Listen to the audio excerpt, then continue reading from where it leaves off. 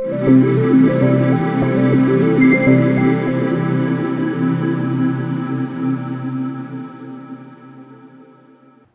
generasi Semar, mau tahu cara menyelesaikan soal-soal geografi, materi struktur keruangan desa dan kota dengan mudah? Bersama saya, Subandi Latif, yuk simak video ini sampai selesai. Soal nomor 1. Ini soal SBMPTN tahun 2019 nomor 26. Wilayah zona interaksi desa kota yang mempunyai lokasi dekat dengan pusat kota merupakan tempat tinggal pengelaju adalah A. Suburban, B. Urban Pring, C. Rural area, D. Koridor area, E. Satellite city.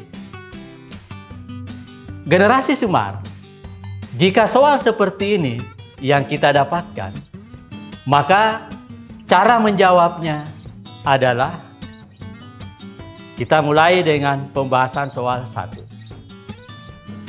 Nomor 1 itu adalah city atau urban. Merupakan wilayah kota atau inti kota. Yang kedua, suburban. Ini merupakan wilayah yang berada di pinggiran daerah perkotaan. Yang ketiga, suburban pring, yaitu jalur tepi suburban daerah perkotaan. Yang keempat, urban pring, yaitu jalur tepi daerah perkotaan paling luar yang merupakan wilayah yang lebih jauh dari pusat kota.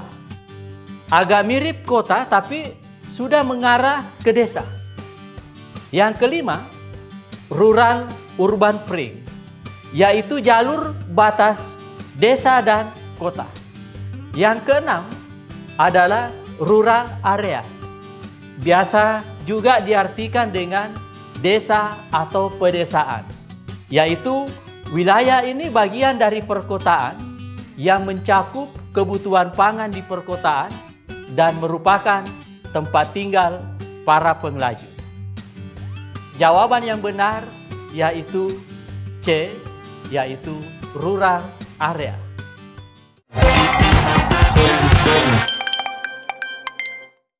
Ya, sekarang soal nomor 2. Soal ini ada pada SBMPTN tahun 2018 nomor 28. Desa swadaya merupakan desa yang memiliki karakteristik A. Pola perdagangan yang berorientasi pasar, B. Ketergantungan pada sumber daya pertanian, C. Teknologi tepat guna mulai digunakan, D. Ketergantungan pada sumber daya alam, dan E. Kelengkapan lembaga pemerintahan desa.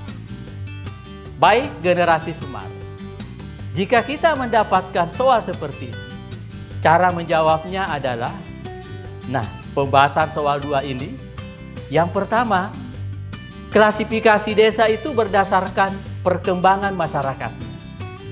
Pertama, ada yang namanya desa tradisional.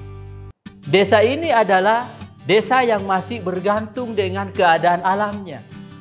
Penduduknya masih bersifat sangat tertutup dan sangat memegang teguh kebiasaan leluhur.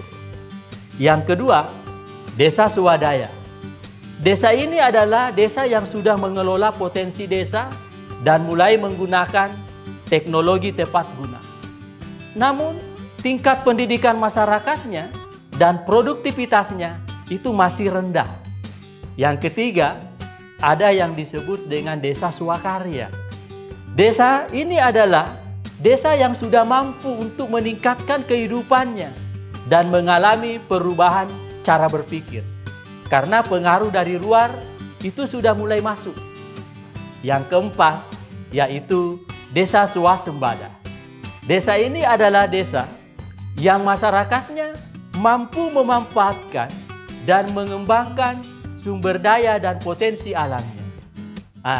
jawaban yang tepat untuk soal ini adalah C, yaitu desa yang memiliki teknologi tepat guna sudah mulai digunakan.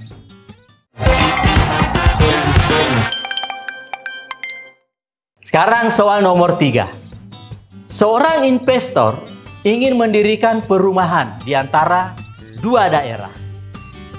Jika penduduk A berjumlah 16.000 jiwa dan penduduk B berjumlah 4.000 jiwa, tentukanlah daerah yang ideal untuk pendirian perumahan tersebut bila jarak daerah A dan B 100 km.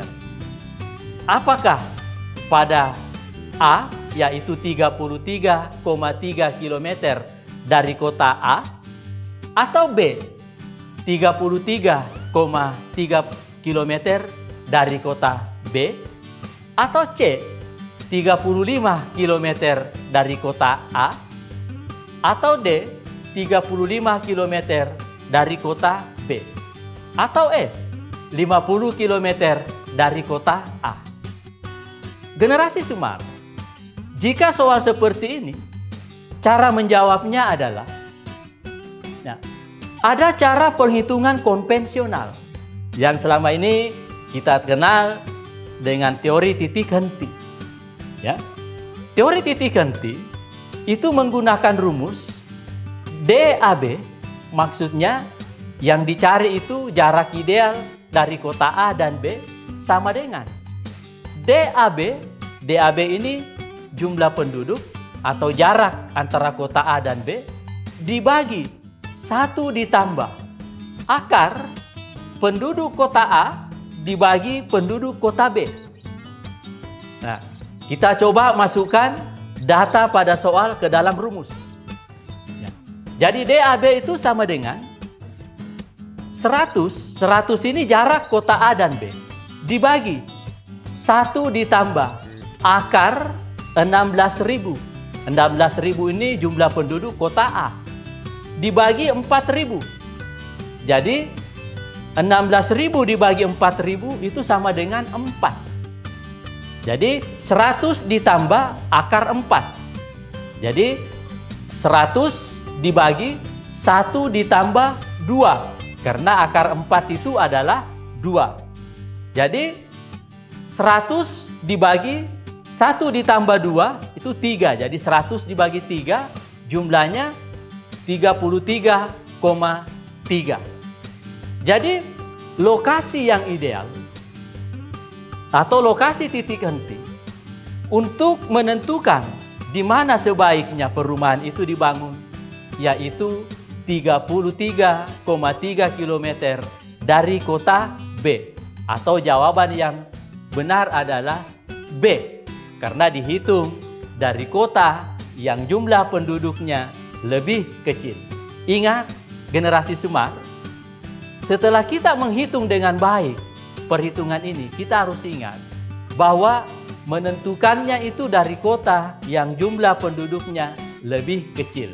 Kita lihat option A, pilihan A 33,3 km dari kota A. Kenapa kita tidak ambil pilihan A? Karena yang benar itu adalah 33 km dari kota B yang penduduknya lebih kecil. Nah, kalau soalnya menghitungnya lebih sulit seperti contoh tadi, generasi Semar dapat menjawabnya dengan cara singkat berikut ini. Ya, jadi kita menghitungnya tidak perlu kita mencatat. Ya, seperti tadi yang pertama. Langsung hitung dengan melihat jumlah penduduk kota A berapa dibagi jumlah penduduk kota B. Nah, sehingga kita sederhanakan 16 dibagi 4 sama dengan akar 4. Ya. Sama dengan 2 ditambah 1 sama dengan 3. Jadi 100 ini jarak kota A dan kota B dibagi 3. Dari mana dapat 3? Itu akar 4 tadi ditambah dari 2 ditambah 1 menjadi 3. Jadi 100 dibagi 3 itu adalah 33,3. Sehingga dengan mudah kita bisa menghitungnya. Ya.